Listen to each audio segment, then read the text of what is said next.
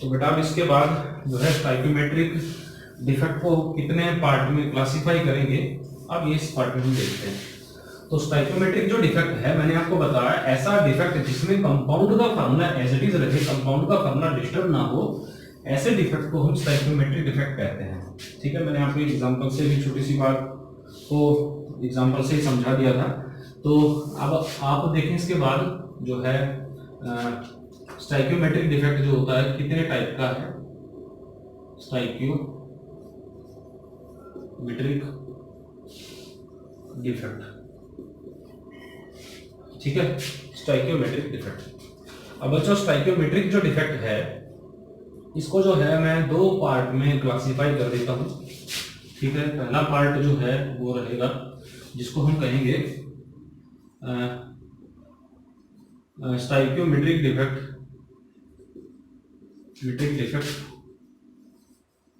Defect in non ionic solid. ठीक है, non ionic solid. और बच्चों दूसरा जो है stoichiometric defect in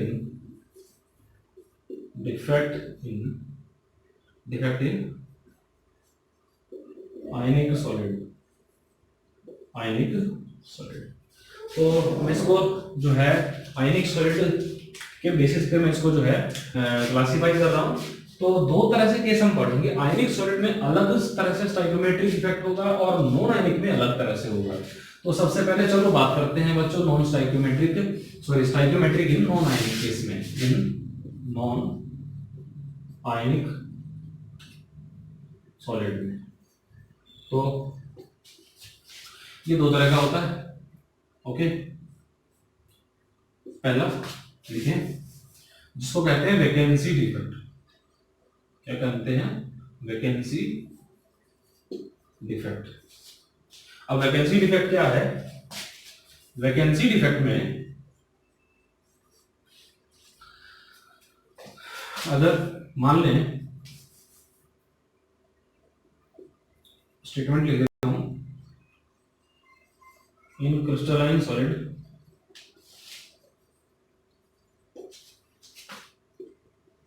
if number of particles or atoms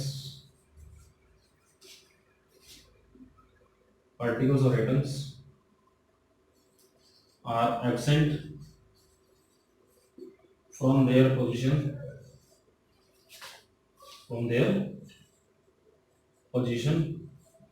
और lattice point.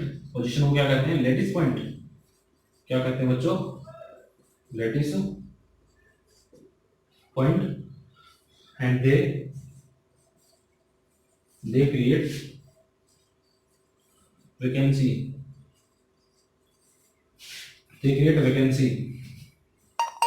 Eight there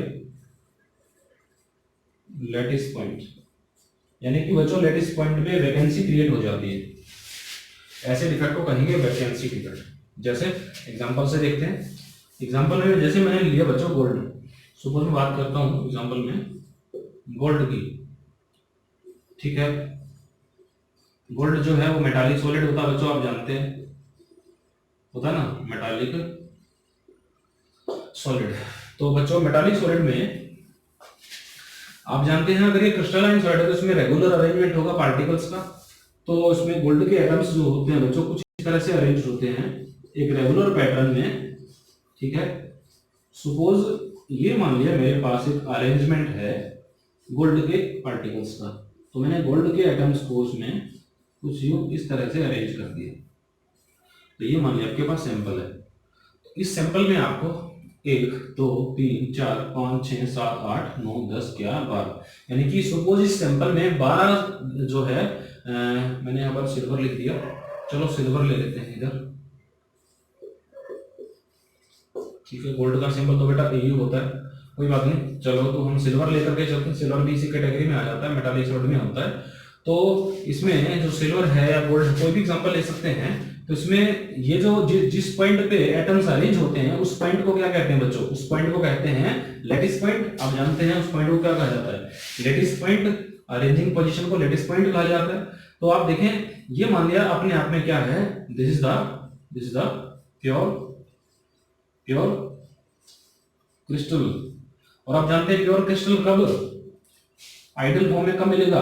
at 0 kelvin, at 0 kelvin temperature. ठीक है, 0 केल्विन टेम्परेचर पे। आप इससे अलग डायग्राम बना लेना, ठीक है, मैं इसी डायग्राम में जिसको एडजस्ट कर देता हूँ, अलग से डायग्राम बनाना है इसका।